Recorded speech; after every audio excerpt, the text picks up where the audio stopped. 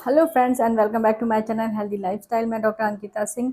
जैसा कि आप जानते हैं, हम बात कर रहे हैं वीक बाई प्रेगनेंसी की, जिसमें अभी तक हम 27 वीक्स की बात कर चुके हैं और आज हम अपनी इस वीडियो में 28 वीक प्रेगनेंसी की बात करेंगे। तो वीडियो में आगे बढ़ने से पहले आपसे रिक्वेस्ट है कि आपने अभी तक अगर चैनल को सब्सक्राइब नहीं किया है तो जाके प्लीज़ चैनल को सब्सक्राइब कर लीजिए, वीडियो को लाइक कीजिए एंड शेयर कीजिए। तो जैसे कि आप जानते हैं, हम आज 28 वीक्स प्रेगनेंसी बात करते हैं। इसका मतलब है कि अब हमारा दूसरी तिमाही ख़त्म हो गया, अब हम तीसरी तिमाही में प्रवेश कर गए हैं। अब बच्चा जो है कभी भी पैदा हो सकता है। देखिए, कभी भी बच्चे का भरोसा नहीं होता कि डिलीवरी कब हो जाए।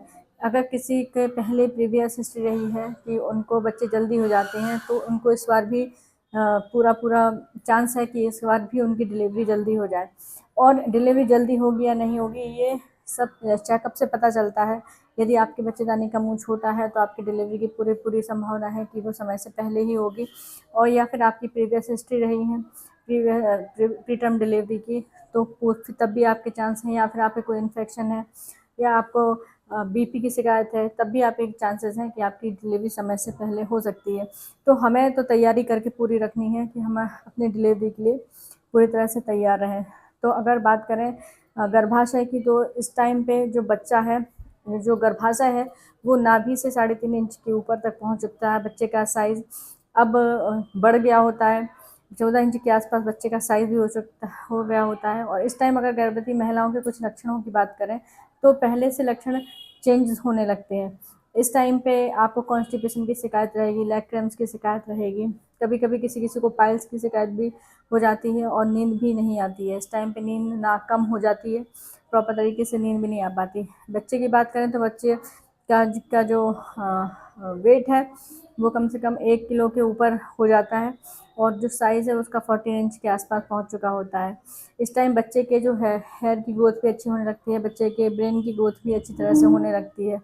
और यदि बात करें केयर की, तो हमें क्या केयर करना है, तो इस टाइम देखिए आपका जैसे तीसरा महीना आप तीसरी तिमाही आपकी शुरू होने वाली है। तो आपको इस टाइम अपने कुछ ब्लड टेस्ट करा लेने चाहिए, जो रूटीन ब्लड टेस्ट हैं। जैसे इसमें शुगर की जांच, आपकी ब्लड ग्रुप की जांच है, आपकी सीबीसी की जांच है। अगर आपको थायराइड है तो थायराइड प्रोफाइल एक अपना करा लीजिए। ये सब जो बेसिक इन्वेस्टिगेशन है, यूरिन एग्जामिनेशन है, ये अब अपने अभी से करा के अपने तैयार रखिए। आपको कभी भी ज़रूरत पड़ सकती है। और आपको आपको इस टाइम पे अपने केयर में मतलब प्रोटीन वाली डाइट लेना है, क्योंकि इस टाइम बच्चे की ग्रोथ बहुत अच्छी तरह से होती है और मदर का जो वेट ही वो अच्छी तरह से बढ़ने लगता है। तो इस टाइम पे आपको अपने एक और ध्यान रखना है कि आपको अपने ब्रेस्ट का भी बहुत ध्यान रखना है। ब्रेस्ट की केयर अभी से शुरू कर दीजिए, उसमें मॉइस्चराइज़र लगाना शुरू कर दीजिए। यदि आपके निपल्स इन्वर्टेड हैं तो उन पे मसाज करके उनको बाहर निकालने की कोशिश करिए, उनकी टक्स, ताकि अच्छी तरह से खुल जाएँ और बच्चे को फीडिंग कराने में आसानी रहे। इस टाइम पे आपको आपके टीके भी पूरे हो चुके होते हैं, 2 टीके आपको जो लगने होते हैं वो लग चुके होते हैं, लेकिन आजकल एक और टीडैप नाम से एक इंजेक्शन और लगाने लगे हैं। वो बहुत अच्छा रहता है। उसमें 3 डिसीज़ जो है, टिटनेस, पर्टुसिस और डिप्थीरिया, ये कवर रहती हैं। तो अब इसके इन्फेक्शन से भी सुरक्षा मिलती है। तो आप अपने डॉक्टर से बात करके ये भी आप लगवा सकते हैं। आपको इस टाइम पे क्या क्या ध्यान रखना है और क्या क्या सावधानी रखनी है और क्या क्या तैयारी रखनी है, इसके बारे में भी आज चर्चा कर लेते हैं। तो देखिए, यदि अगर आपका 7 महीना पूरा हो गया और आप तीसरी तिमाही में प्रवेश कर गए हैं और डिलीवरी की आपके कभी भी आपकी हो सकती है। अगर आप इस टाइम पे आपको ये ध्यान रखना है, हमें पहले अपना हॉस्पिटल, आप कहाँ पे डिलीवरी कराना चाह रहे हैं उसकी तैयारी अपने कर लीजिए। यदि आप अपने स्टेम सेल्स में, जैसे आपने कॉर्ड में जो कॉर्ड प्रिजर्वेशन, अगर आपका स्टेम सेल्स करवाना चाहते हैं, तो उसके लिए भी आप जो भी आप कंपनी चूज़ करते हैं उसमें बात कर लें, अपना इंश्योरेंस का पता कर लें।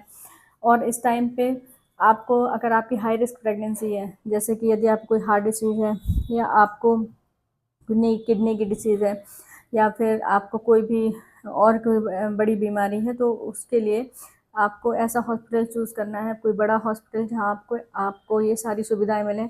आपको एनेस्थीसिया के डॉक्टर प्रॉपर तरीके में, बच्चे वाले डॉक्टर भी आपको प्रॉपर तरीके से वहाँ पे मिलें। तो ऐसा हॉस्पिटल आपको चूज़ करना है यदि आपके कोई हाई रिस्क प्रेगनेंसी है। तो आपको अपने खाने पे इस टाइम पे ध्यान रखना है, लिक्विड ज़्यादा लेना है और प्रोटीन रिच डाइट लेनी है। तो आशा करते हैं आज वीडियो में दी गई जानकारी आपको अच्छी लगी होगी। यदि आपको वीडियो पसंद आया है तो आपसे रिक्वेस्ट है कि प्लीज़ चैनल को सब्सक्राइब कीजिए और ज़्यादा से ज़्यादा लोगों तक शेयर कीजिए ताकि लोग और हमारी वीडियो पे इसी तरीके से बने रहें।